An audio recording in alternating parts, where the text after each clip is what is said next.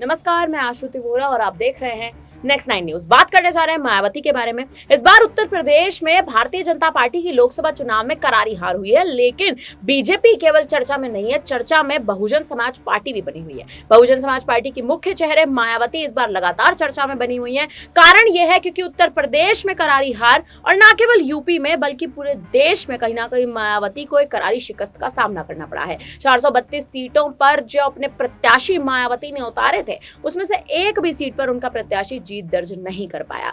लेकिन अब लगातार मायावती इसी प्रयास में है और इसी जद्दोजहद में है कि वो किसी ना किसी पार्टी के साथ गठबंधन कर सके।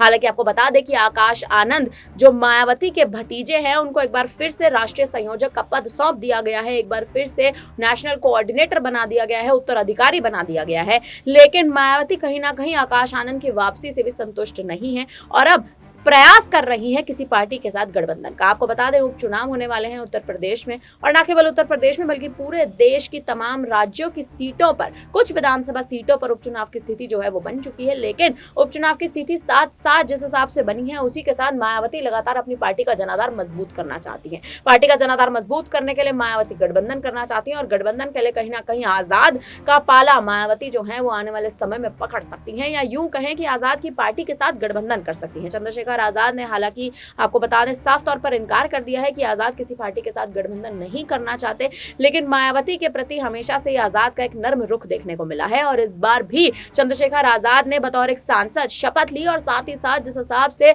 सदन में दलितों के हित में लगातार मांगे रखी हैं, योगी आदित्यनाथ पर तंज कसा, उत्तर प्रदेश की राजनीति पर तंज कसा, भारतीय जनता पार्टी पर तंज कसा, यही कहीं ना कहीं रणनीति मायावती भी एक समय पहले कहीं ना कहीं इसी रणनीति पर काम करती नजर आई थी। लेकिन इस बार इस लोकसभा चुनाव में मायावती की करारी हार के बाद अब मायावती आजाद की ओर कहीं ना कहीं अपना रुख जो है वो बदलती नजर आ रही हैं। शुरुआती दौर से जब से ही आपको बता दें एग्जिट पोल के आंकड़े सामने आए थे, आजाद की जीत दिखाई दी थी, उसके बाद से ही मायावती आजाद के साथ कहीं ना कहीं अपने जो गठबंधन के एक तरह से उनका जो गठबंधन करने का रवैया था, या यूं कहें उनका जो एक रुख था, वो बदलता जा रहा था। और अब मायावती को चाहिए एक ऐसी पार्टी, या चाहिए एक सीधे तौर पर कहे तो चाहिए एक ऐसा जनाधार जिस जनाधार के साथ मायावती कहीं ना कहीं टिकती नजर आए।